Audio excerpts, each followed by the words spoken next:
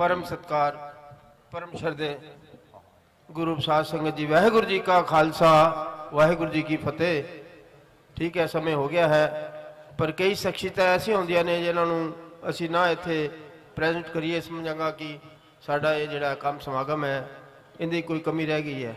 साडे विचकार साडे बड़े ही हरमन प्यारे और परम पूजने बाबा जी दे परम मित्र भी कहांगा ते शिष्य भी कहांगा, श्री तरुण विजय जी एक ऐसी शख्सियत अज साडे विचकार पूजी है जिन्होंने बाबा बंदा सिंह बहादुर के बारे नैशनल लैवल के उत्ते लाल किले तो उन्होंने प्रेजेंट किया। उस लाल किले तो जिथों बाबा जी नूं शहादत वास्ते आर्डर होए सी, उत्थे इन्होंने जयकारे लवाए। दिल्ली गुरुद्वारा प्रबंधक कमेटी के सहयोग के नाल, परम पूजनीय बाबा जी के सहयोग के नाल, बाबा बंदा बहादुर सिख संप्रदाय के सहयोग नाल मरोली विखे भी और लाल किले विच, और इन्हां दे नाल जो है दो मंत्री सेंट्रल मंत्री भी आए।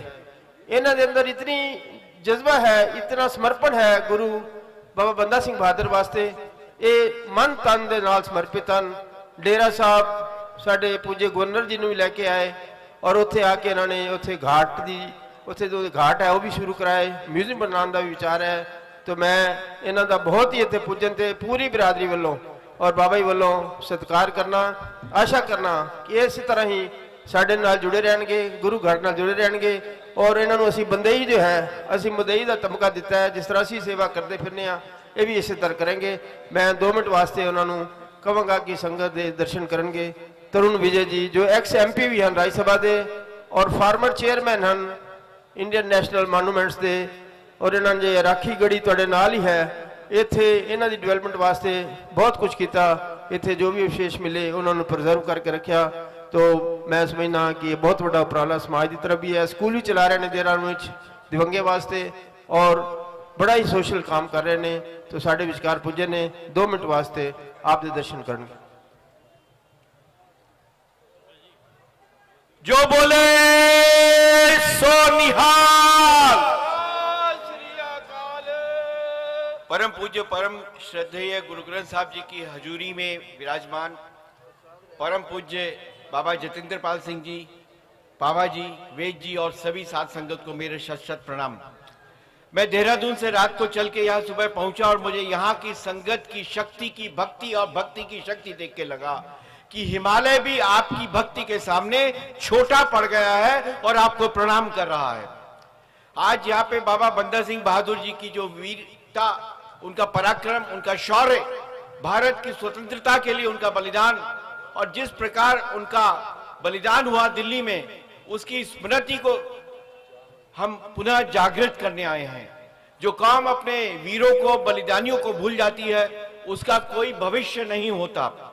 और इसलिए मैं अपना आना यहाँ एक तीर्थ स्थान में आना मानता हूँ और मुझे लगता है कि मैंने आज एक तीर्थ में अवगाहन कर लिया, जिसके लिए मैं बाबा जी का बहुत बहुत आभारी हूँ।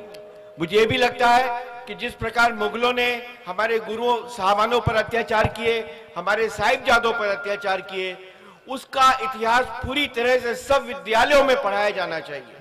इतना अत्याचार दुनिया के किसी मुल्क में किसी कौम पे नहीं हुआ जितना हमारे पूर्वजों पर, बाबा सिंह बहादुर साहब पे और हमारे गुरु साहिबान पे हुआ।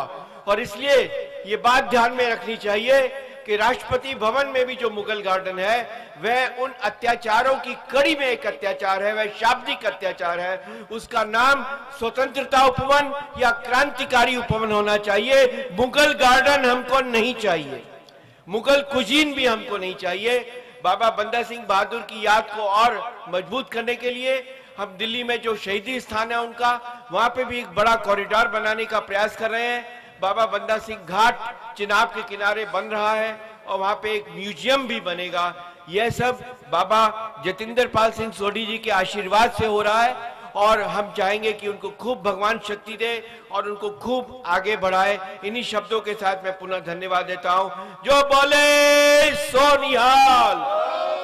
वाहिगुरु।